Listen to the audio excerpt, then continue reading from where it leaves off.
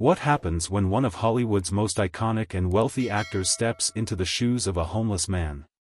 Keanu Reeves, the celebrated actor known for his humility and kindness, disguises himself as someone society often overlooks to uncover the hidden truths about privilege, humanity, and the rigidity of societal systems.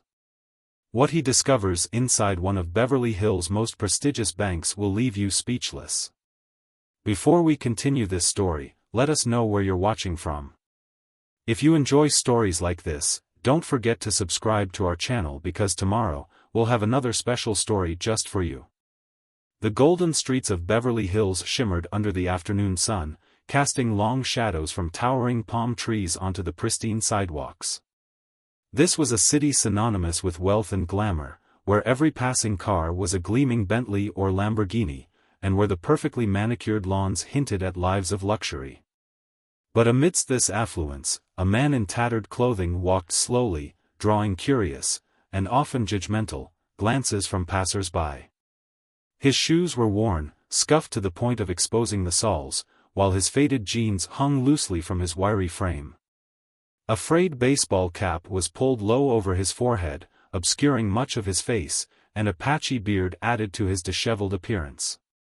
To the casual observer, he was just another homeless man, perhaps looking for a handout or simply trying to survive the day. Yet, this man carried himself with an unusual air of confidence, a quiet dignity that seemed almost out of place with his attire. Beneath the carefully crafted disguise was none other than Keanu Reeves, one of Hollywood's most celebrated actors and among the wealthiest men in the entertainment industry. For weeks, Keanu had meticulously prepared for this moment. His clothes were chosen to reflect a life of hardship, and his mannerisms were deliberately subdued, stripping away the charisma and fame that usually defined him. Keanu wasn't here to blend in with Beverly Hills elite. Quite the opposite. He had come to experience the world through the eyes of someone society often disregarded. He wanted to know how the powerful institutions, the ones that prided themselves on serving the wealthy, treated those who appeared to have nothing.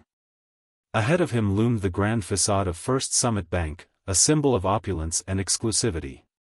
Its glass doors sparkled in the sunlight, reflecting a brilliance that matched its marble floors and vaulted ceilings inside. This wasn't just any bank, it was a fortress of privilege, catering to the financial needs of Hollywood's elite and the city's wealthiest residents. Keanu paused briefly before entering, his heart pounding with anticipation. This wasn't just a casual experiment. It was a test, not just of the bank's policies, but of the humanity of the people who worked there. With a deep breath, he pushed open the heavy doors and stepped inside. The contrast between the outside world and the bank's interior was staggering.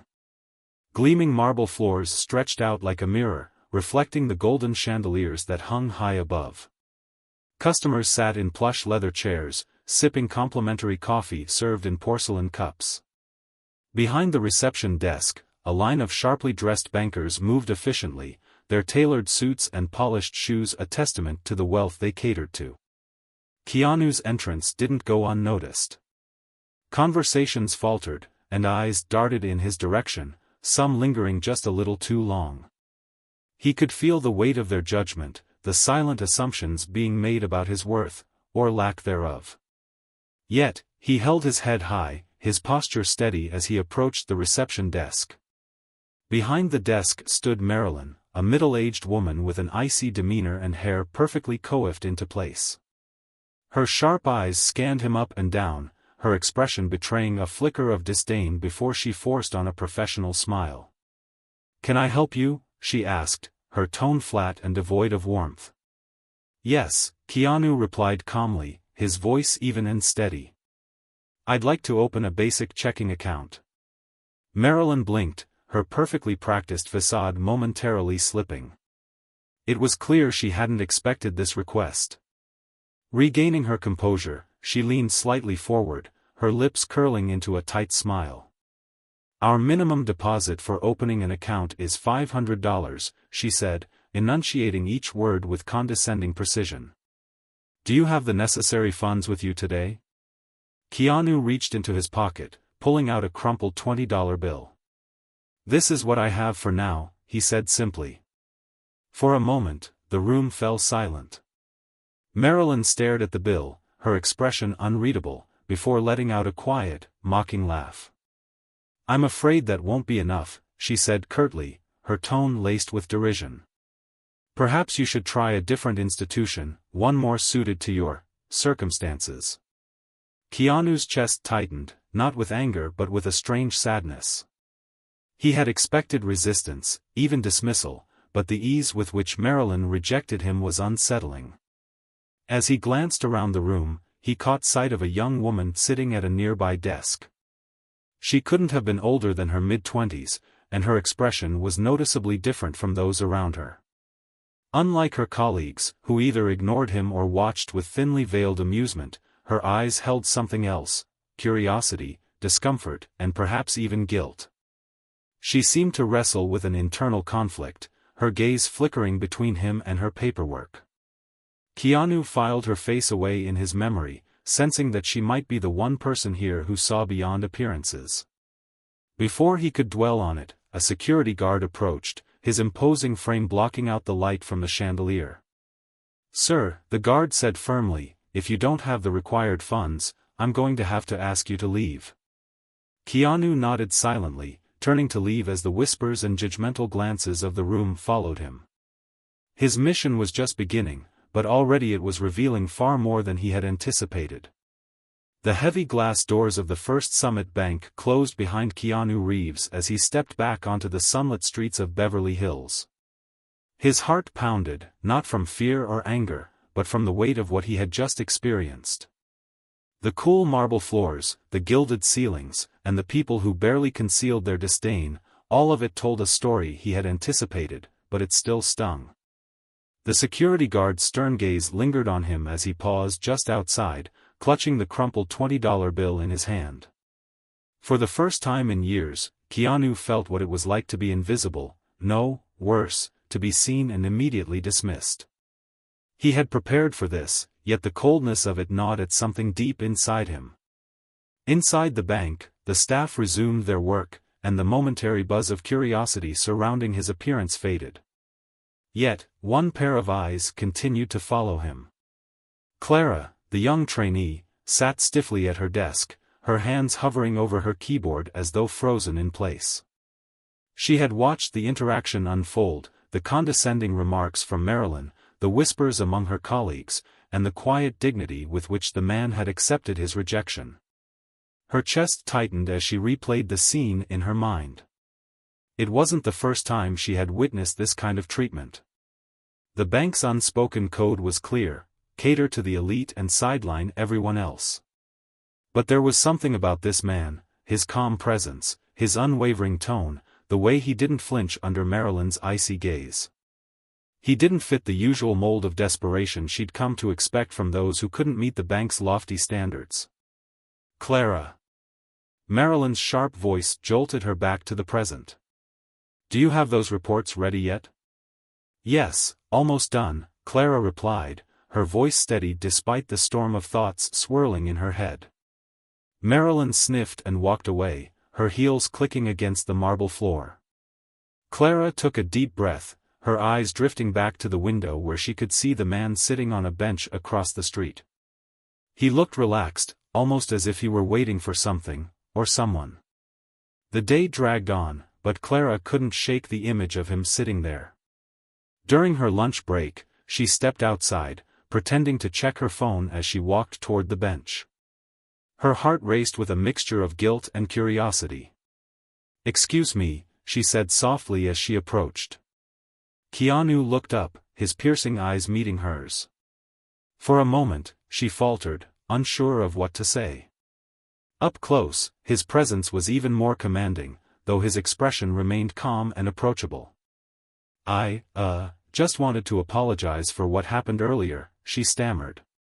"It wasn't right, the way you were treated." Keanu studied her for a moment, his gaze searching but kind. "Thank you," he said simply, his voice carrying none of the bitterness she had expected. Clara hesitated. "You wanted to open an account, didn't you?" "I did," he replied, his tone even. But I think I got my answer today. Clara frowned, the weight of his words sinking in. It's not always like that, she blurted, though even as she said it, she knew it wasn't true. Keanu's lips curved into a faint smile. I appreciate you saying that. But it's clear who this bank is designed to serve. Clara felt her cheeks flush. She wanted to argue, to tell him that things could be different, but the truth was undeniable. The system she worked for was built on exclusion, and people like him, at least how he appeared, were treated as afterthoughts at best. You don't belong here, she said suddenly, surprising even herself with her candor. Keanu raised an eyebrow, intrigued. No? I mean, Clara hesitated, searching for the right words. You're different. You carry yourself differently. You don't seem desperate. Keanu chuckled softly, the sound warm but tinged with sadness. Maybe I'm just good at hiding it, he said, standing. Thank you, Clara. I hope you find a way to make this place better. Before she could respond, he walked away, his posture still upright, his pace measured. Clara watched him disappear into the bustling streets, her chest heavy with unanswered questions. Back inside the bank, Marilyn glanced at Clara as she returned to her desk. Where've you been? She asked, her tone sharp. Just clearing my head, Clara replied, her voice distant. The rest of the day passed in a blur. By the time Clara clocked out, the sun was setting, painting the Beverly Hills skyline in hues of orange and gold. She couldn't help but glance at the bench where she had spoken to the mysterious man earlier. It was empty now, but his words lingered in her mind. I hope you find a way to make this place better. Clara resolved to do just that. The following morning, the usual hum of Beverly Hills streets was already alive with activity. Keanu Reeves sat once again on the park bench across from First Summit Bank, watching the world go by with a calm, contemplative air. He was dressed in the same worn clothes as the day before, his disguise as meticulously crafted as his intentions. The previous day's rejection had left a mark, not on his confidence, but on his understanding of the rigid, hierarchical world this bank represented. Inside the bank, Clara was going through the motions of her morning tasks, but her focus wavered. She couldn't stop thinking about the man she'd spoken to the day before. Something about him felt different. He wasn't like the other struggling clients she'd seen turned away. There was a quiet confidence in him, a resolve that seemed to transcend his circumstances.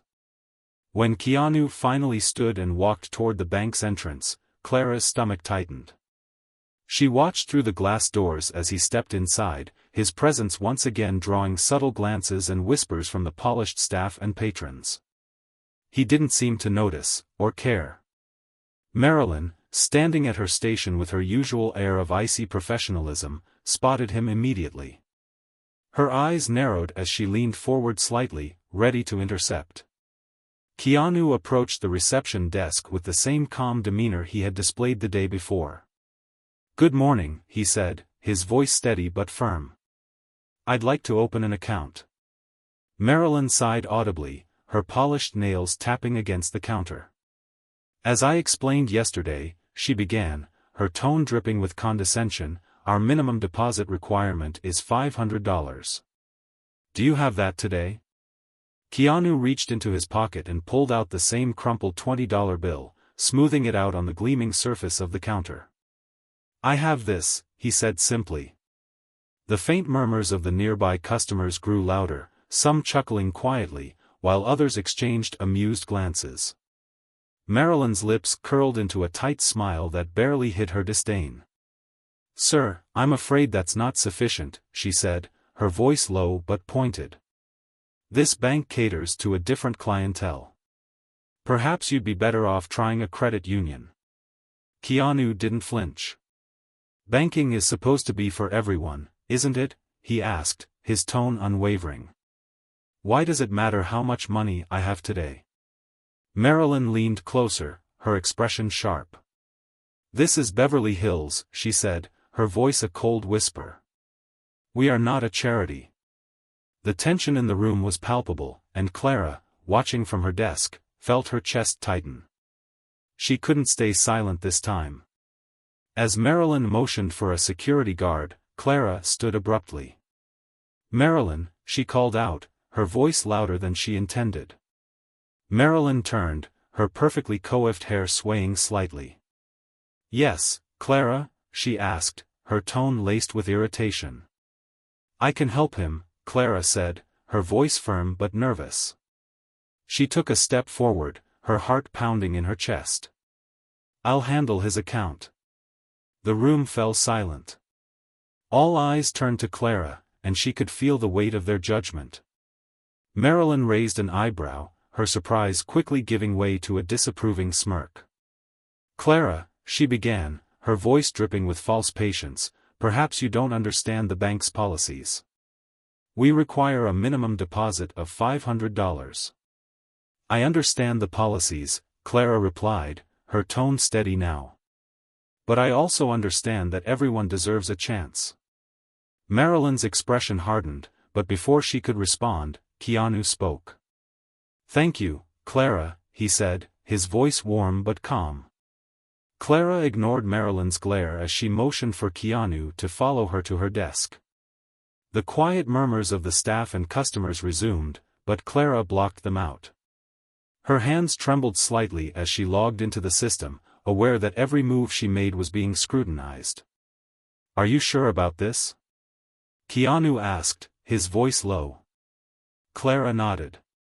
"I don't know why," she admitted, her fingers flying over the keyboard, "but I feel like I need to do this." She processed the account, her heart racing as she bypassed the minimum deposit requirement. The system flagged the action, but Clara had just enough trainee privileges to override it. She printed the necessary forms, sliding them across the desk for Keanu to sign.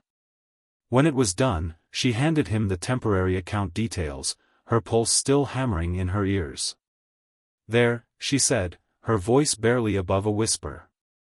"You have an account now." Keanu smiled, a genuine warmth in his expression. "Thank you," he said simply, folding the paper and slipping it into his pocket. "You've done more than you realize." Clara watched as he stood and walked out of the bank, his posture as calm and composed as when he had entered. She felt a strange mix of relief and anxiety. She had done the right thing, she was certain of that, but the consequences of her actions were far from clear. As she returned to her tasks, Marilyn shot her a sharp look, but Clara didn't flinch.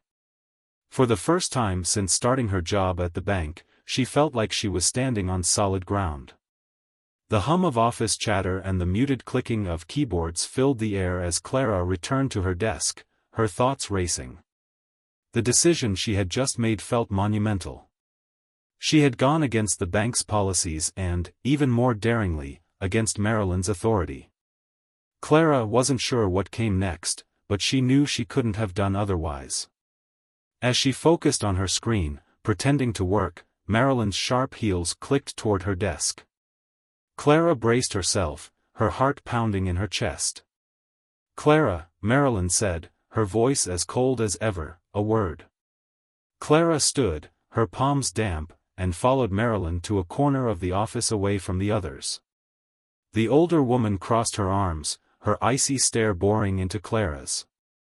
"What exactly do you think you're doing?" Marilyn demanded.